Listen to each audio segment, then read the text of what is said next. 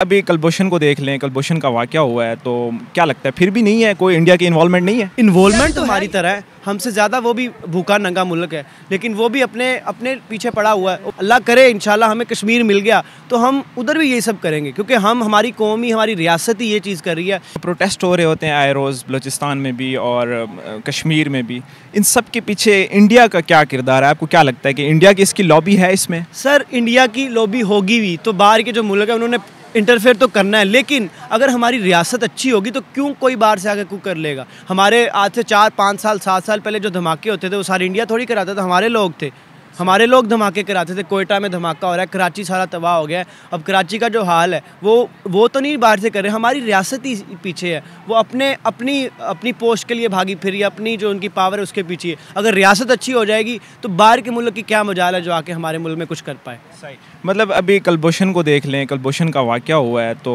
क्या लगता है फिर भी नहीं है कोई इंडिया की इन्वॉल्वमेंट नहीं है? इन्वॉल्वमेंट तो है, ये तो हर अब जैसे अमेरिका की भी इन्वॉल्वमेंट है, हमारे अफ़गानिस्तान की भी इन्वॉल्वमेंट है, इंडिया की भी है, वो तो होनी है। हमारी एक अलग रियासत है, हमारी फ़ौज अलग है, हमारा सिस्टम अलग है। तो जिस तरह हर मुल्क ने हमारे मतलब नुकसान तो पहुंचाना है, लेकिन अगर आपके अदारे इतने स्ट्रॉन्ग होंगे, आपके लोग इतने स्ट्रॉन्ग होंगे, आपकी रियासत इतनी स्ट्रॉन्ग होगी तो बाहर से आपका कोई कुछ नहीं बिगाड़ सकता, जब तक आपके अंदर मतलब जो आपके अंदरूनी लोग हैं ना वो ही आपके साथ मुनाफिकत नहीं करेंगे। तो मैं समझता हूँ कि बाहर से तो मुनाफिकत होगी, वो तो उन्होंने तो इंटरफेयर करना है, लेकिन आप अपनी रियासत को इतना मजबूत बनाएं कि वो जितनी भी आपकी मुखालफत कर लें, वो जितना भी इंटरफेयर कर लें, लेकिन आपको वो नुकसान ना पहुँचा पाएँ। आप एक मजबूत हो जाए ना कि मुट्ठी की तरह, तो आपको कोई कैसे नुकसान बाहर से पहुँचा देगा। चले, इंडिया की बात हो रही थी, क्या हमें इंडिया के साथ जो है ना हाथ मिलाना चाहिए दोस्ती की तरफ, क्योंकि हमारे मसाइल काफ़ी ज़्यादा बढ़ चुके हैं आजकल? सर, मसला सारा रोटी के, अगर आपको रोटी नहीं मिलेगी ना किसी को तो क्या हम कर लेंगे, क्या हम कर लेंगे इस मुल्क के साथ, इस रियासत के साथ।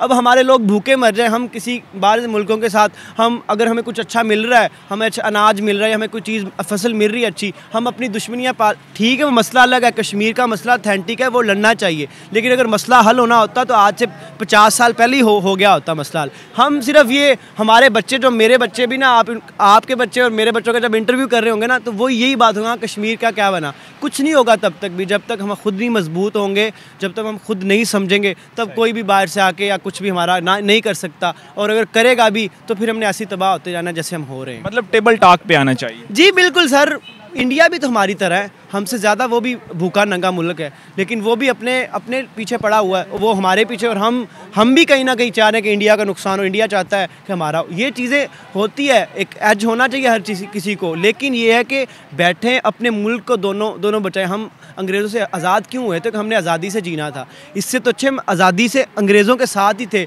अच्छा खाना मिलता था, अच्छे रोड थे, अच्छा सिस्टम था, अच्छा सारा कुछ था। अब उसके बाद आज़ादी हासिल करने उस मुल्क ने क्या कर लिया और हमने क्या कर लिया, ये सारी बात सोचने की है।